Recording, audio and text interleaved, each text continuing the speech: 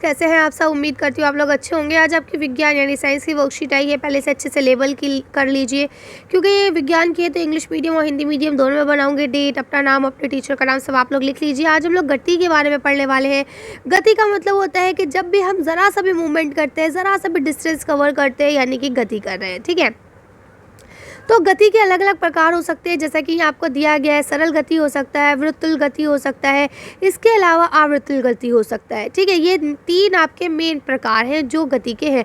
सरल गति जिसमें हम सिंपल चल रहे हैं, ये गति वो होती है जो घड़ी की तरह चलती रहती है, गोल गोल गोल गोल, है ना, जो मूवमेंट तो कर रही है लेकिन वो अपनी जगह से आगे नहीं खिसक रही है। इसी तरह से ये हाफ वाली गति होती है, जैसे हम झूला झूलते हैं, या घड़ी के अंदर के जो आपके वो होते हैं क्लॉक वाले, ये सब। ठीक है, तो यहाँ देखिए आपको तीनों गतियों के बारे में दे दिया गया है, तो इसे आप पढ़ लेंगे अच्छे से। अगर कोई कन्फ्यूज़न होती है तो आप लोग पूछ लेंगे।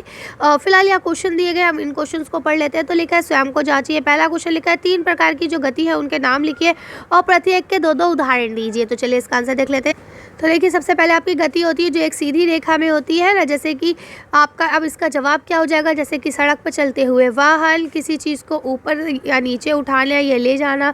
ठीक है, इसी तरह से या अपनी ओर खींचना, ये सारे जो है ये सरल है।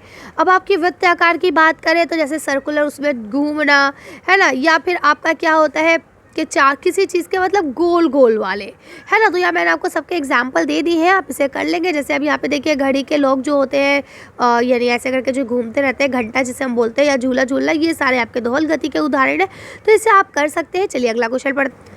यहाँ आपको नेक्स्ट क्वेश्चन लिखा है किसी वस्तु द्वारा तय की गई दूरी की अवस्था शून्य होगी तो ऐसा नहीं होगा। तो आप इसका लिखेंगे नहीं। ऐसा कभी हो ही नहीं सकता कि आपने एक भी कदम बढ़ाया है ना, चाहे आप लौट के वापस उसी जगह पे आ गए, लेकिन आपने गति की है, यहाँ से यहाँ तक तो चले ना आप।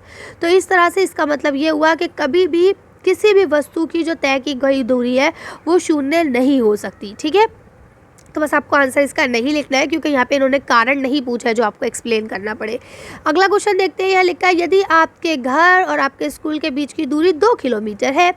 ठीक है, तो आप क्या करते हैं, आप रोज़ स्कूल जाते हैं और स्कूल से घर आते हैं। तो अब आपको ये पूछा गया है कि 5 दिन में आपने कितनी दूरी तय की। तो देखिए 2 किलोमीटर आप जाएंगे, 2 किलोमीटर आप वापस आएंगे, है ना। आपके घर से स्कूल के बीच की दूरी 2 किलोमीटर है, तो आप 2 किलोमीटर जाएंगे, 2 किलोमीटर वापस आएंगे।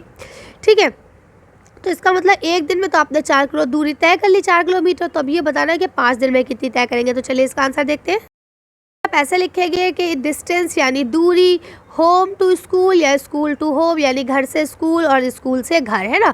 तो मैं दोनों को एक ही साथ कर दे रही हूँ, इंग्लिश वाले भी और हिंदी वाले भी दोनों यही से कर लेंगे। इंग्लिश वाले इंग्लिश में लिखेंगे, हिंदी वाले हिंदी में। तो देखिए स्कूल से घर की दूरी भी 2 किलोमीटर है और घर से स्कूल की दूरी भी 2 किलोमीटर है, यानी वो बच्चा एक दिन में 4 किलोमीटर चलेगा। ठीक है, तो अब उसे दूरी कितने दिन की बतानी है, 5 दिन की, कि 5 दिन में वो कितनी दूर चला। तो एक दिन की हो गई 4 किलोमीटर, 5 दिन में चला, तो यानी टोटल वो 5 दिन में 20 किलोमीटर चला।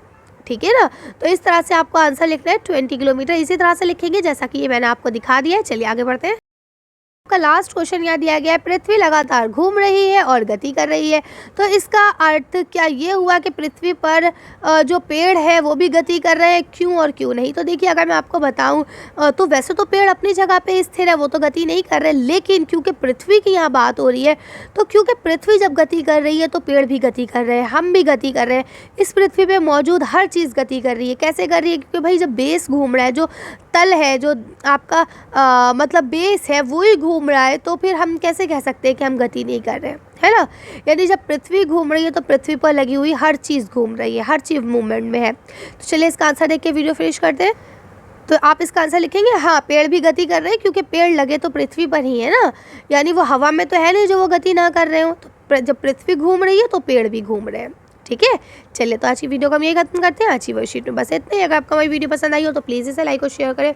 अगर अभी तक आपने हमारे चैनल को सब्सक्राइब नहीं किया तो प्लीज़ मेरे चैनल को सब्सक्राइब करें। Thank you for watching.